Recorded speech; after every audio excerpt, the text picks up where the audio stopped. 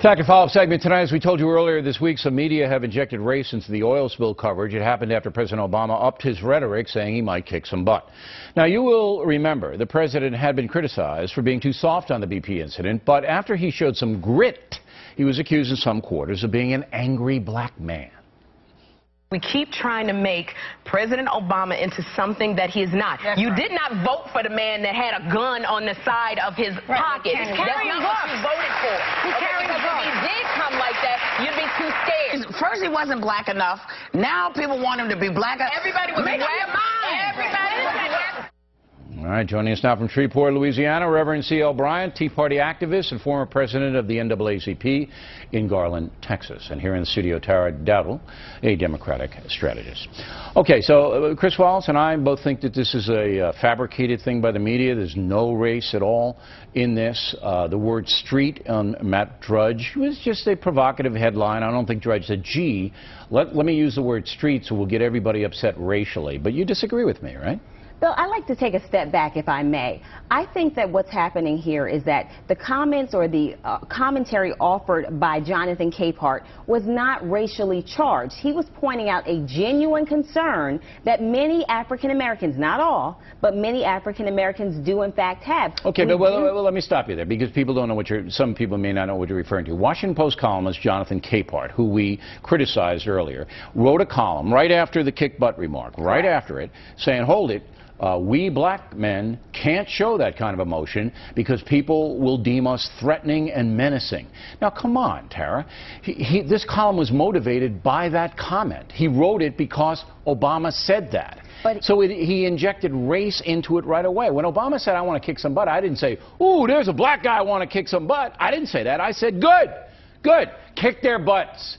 Do something. But whether or not people want to acknowledge it, this is in fact a genuine concern for many African Americans. But it has nothing to do. That we cannot it's a non sequitur. But we cannot show anger. But it doesn't change the fact that it's a concern. Number one, I don't believe you cannot show anger. And I use Jesse Jackson as an example. He's had a remarkable career over 50 years. But he's not been elected to higher office. He's never run. And he has never risen in the higher echelons he ran for was of president. the He knew he private wasn't going to sector. run. All right. I don't believe that black Americans can't show anger in public. I don't believe that. I think that's ridiculous. I'm not saying that that's a sentiment on behalf of the entire white community, that they don't want to see black Americans show anger. But there is, in fact, a stigma attached to being considered an angry black man. I'm an angry white man. How many times have you heard that? But it's different. You're a media personality. It's not different. It is they much attack different. me as being some kind of a bully, a rational guy. But there's no stigma. Look at your ratings. There's clearly no stigma. All right. No stigma. Reverend, what do you say?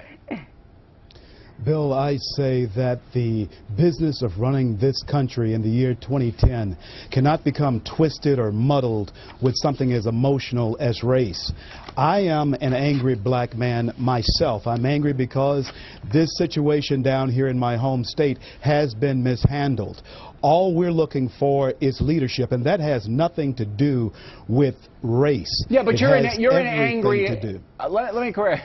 I feel really stupid doing this, Reverend, but let me correct you. You're an angry American. You're not an angry black man. Everybody in Louisiana is going, wait a minute, how can this possibly happen? I stand corrected. All right, okay. And this is the thing, too, Bill, is that here in the year 2010, we're making something as emotional and personal as race the business of the country. The business of the country is the running of it by the president. But doesn't a guy like Capehart, and I want you to answer this too, Tara, but I want to give the Reverend a first shot at it. Isn't a guy like Capehart giving cover to Barack Obama, who many people feel has not handled the oil spill well, by saying, oh, it's a race thing again? Isn't he trying to give him some cover? Absolutely, he's trying to give him cover. In fact, every time this president runs into trouble, the left began to trot out the race card. That's what they do. They've been very successful at doing it. But we're tired of it, and we don't want to tolerate that anymore. We're tired of playing the race card and the racial game.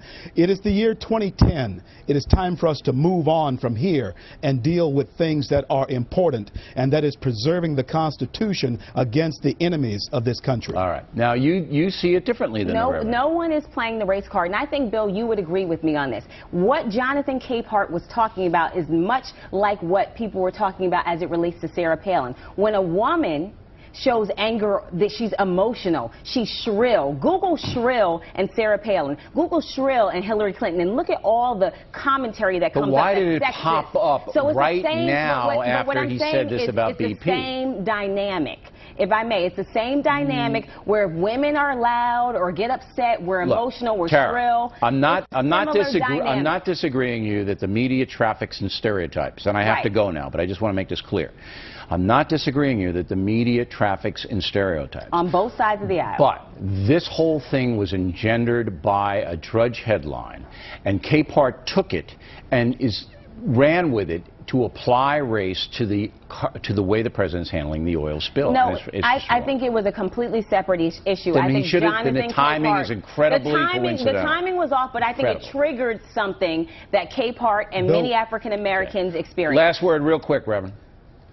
Bill, if the president had listened to our governor, Bobby Jindal, at the offset, and had listened to putting in the sand barriers between the oil spill and the marsh, he could have gained a lot of popularity. All right. I'm going to let that go here. because we're not. The Army Corps did that. We're not exactly sure where that the Army Corps has come down. All right. We'll see. We'll let it go. Good debate. Thanks very much.